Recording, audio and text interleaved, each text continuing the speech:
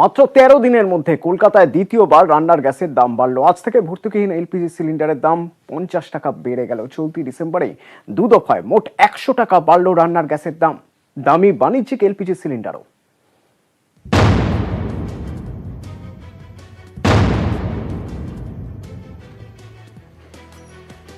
নিত্য প্রয়োজনীয় জিনিসের আকাশছোঁয়া দামে এমনিতেই বিপর্যস্ত সাধারণ মানুষ, তার মধ্যে ফের বাড়লো রান্নার গ্যাসের দাম।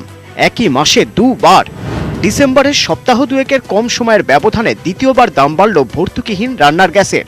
14.2 কেজি ওজনের সিলিন্ডার প্রতি দাম বাড়ল 50 টাকা। ভর্তুকিহীন সিলিন্ডারের দাম এখন 720 টাকা 50 পয়সা।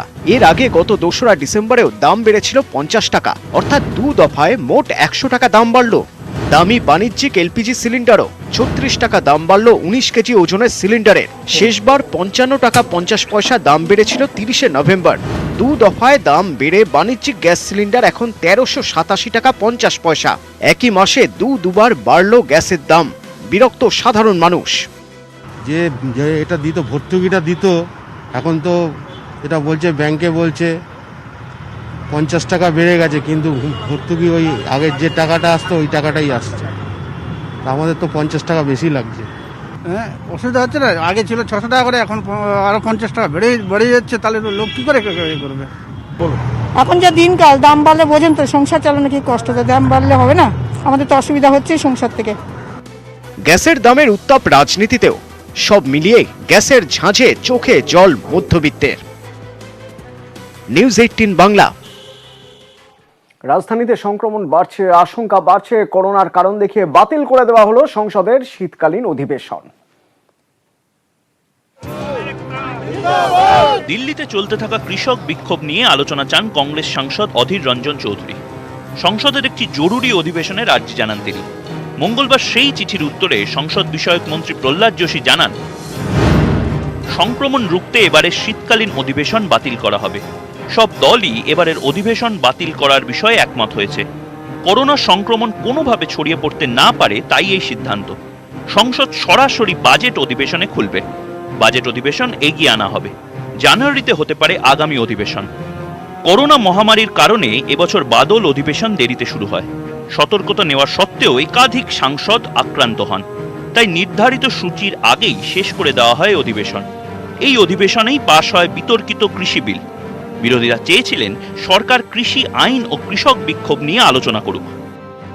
किसान की मुद्दा बड़े गंभीर मुद्दा बन चुके हैं। किसान की मुद्दा पिछले सेशन में भी थे, किसान की मुद्दा आज की सेशन में भी लाजमी है। तो इसलिए कांग्रेस पार्टी की तरफ से मैं सदन बुलाना उचित समझा था। ওরা তো কৃষক বিলটাকে ফেস করতে চাইছে না, পার্লামেন্ট বন্ধ রাখছে কেন? কৃষক বিল, এই যে গোটা রাস্তায় আজকে কৃষকরা মাইলের পর মাইল বসে আছে, স্বরাষ্ট্রমন্ত্রী ওদের সঙ্গে এখানে না বসে এখানে বনগাঁ বা বীরভূমে চলে আসে। স্বরাষ্ট্রমন্ত্রী তো আগে ওনাদের সঙ্গে বসা উচিত, কৃষকদের সঙ্গে। আম আদমি পার্টি কেন্দ্রের এই সিদ্ধান্তকে কটাক্ষ করে টুইটারে লিখেছে, বিজেপির কোভিড ভণ্ডামি। নির্বাচনী জনসভা করলে করোনা সংক্রমণ হয় না, সংসদ অধিবেশন ডাকলেই শুধু করোনা সংক্রমণ হয়। দেশ জুড়ে কৃষক বিদ্রোহকে কেন্দ্র করে রাজনৈতিক উত্তাপ তুঙ্গে। একজোট হয়ে বিজেপিকে যেভাবে সব দিক দিয়ে আক্রমণ চালাচ্ছে বিরোধীরা, তাতে সংসদের ভিতরেও তার আঁচ পড়ত। রাজনৈতিক বিশ্লেষকদের মতে সেই উত্তাপ খানিকটা এড়িয়ে গিয়ে নিজের রণকৌশল তৈরি করতে কিছুটা সময় কিনে নিল বিজেপি। নিউজ 18 বাংলা। দিল্লিতে কৃষকদের ভুল বুঝিয়ে রাজনৈতিক ফায়দা তুলছে বিরোধীরা। আক্রমণ করলেন নরেন্দ্র মোদী। কৃষি আইন নিয়ে এদিন ফের একবার কৃষকদের আশ্বস্ত করলেন প্রধানমন্ত্রী। ডেয়ারিকে দুধ বিক্রি করছেন বলে কি ডেয়ারি মালিক আপনার গবাদি পশু নিয়ে নেবে? দেশের কৃষকদের উদ্দেশ্যে প্রশ্ন নরেন্দ্র মোদীর। কৃষি আইনকে কেন্দ্র করে নানা গুজব ছড়াচ্ছে বিরোধীরা। চলছে ষড়যন্ত্র। কৃষকদের সতর্ক বার্তা নরেন্দ্র মোদীর। आजकल दिल्ली के आसपास किसानों को भ्रमित करने की बड़ी साजिश चल रही है।